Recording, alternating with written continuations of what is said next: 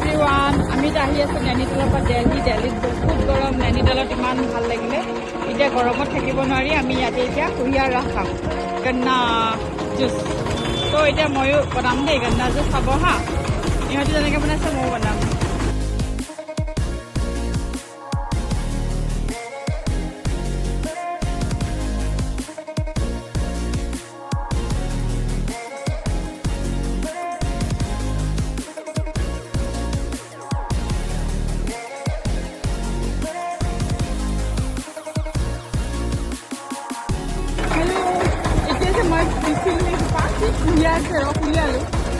Kuya rokok ya.